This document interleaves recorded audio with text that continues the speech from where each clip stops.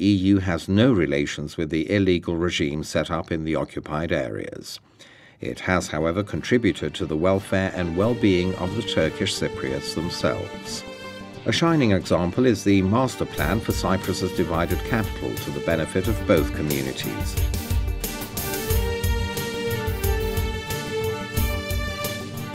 The restoration of old buildings,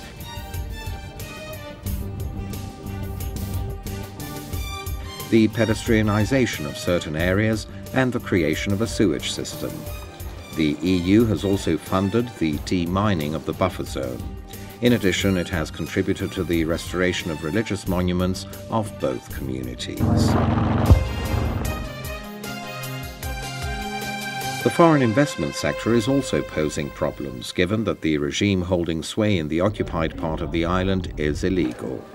Furthermore, the presence of a large number of settlers also creates problems in economic development, while responsible for this is also the weakness of the Turkish lira being used as tender. Even a cursory look suffices to ascertain that the economy of the occupied areas is anything but closed. On the contrary, it exhibits the characteristics of an open economy, as for example its large volume of foreign trade.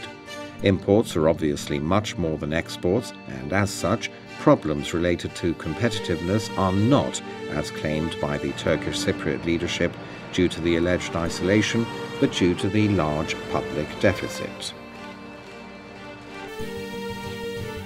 Up to 1994 inclusive, 55% of the occupied area's exports ended up in European countries, with the main market being the United Kingdom. The European Court's decision rendering acceptable accompanying documents issued only by Republic of Cyprus authorities changed all that.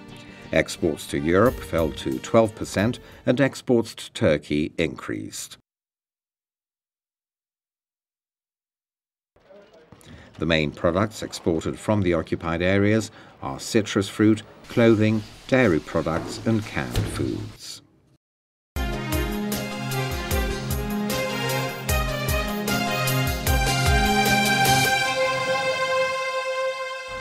From April 2003 and following the establishment of partial free movement, the entry of goods from the occupied areas is allowed without any customs formalities.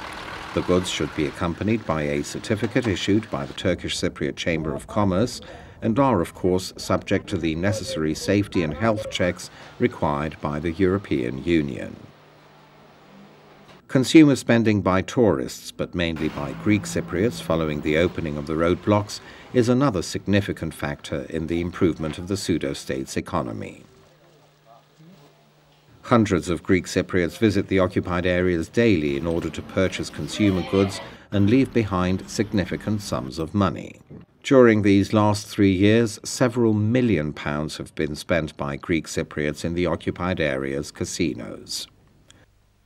All these factors have contributed to the increase of Turkish Cypriot income, whereas in 2002 the per capita income barely reached €3,693, in 2005 it had risen to €7,960.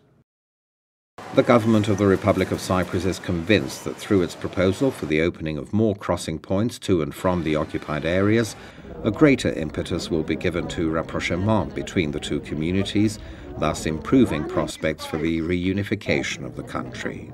The Turkish Cypriot leadership maintains that direct trade would help in lifting the alleged isolation of the Turkish Cypriots.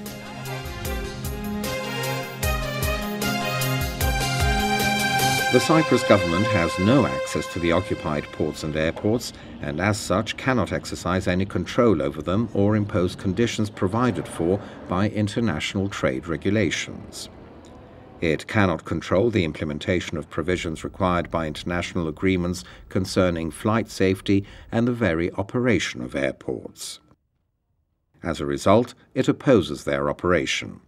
In addition, the illegally operating airports are not even recognized by the International Air Traffic Association, IATA, nor are they included in the list of international airports.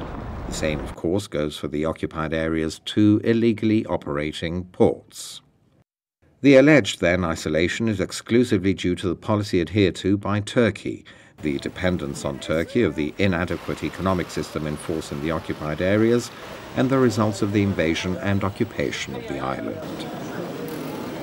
Cyprus is not an isolated country. It's a part of Europe, and its lawful residents, Greek Cypriots, Turkish Cypriots, Armenians, Latins, and Maronites, desire to and can live in peace, free without armies of occupation. This is also the firm position of the government of the Republic of Cyprus, a just and viable solution of the Cyprus issue.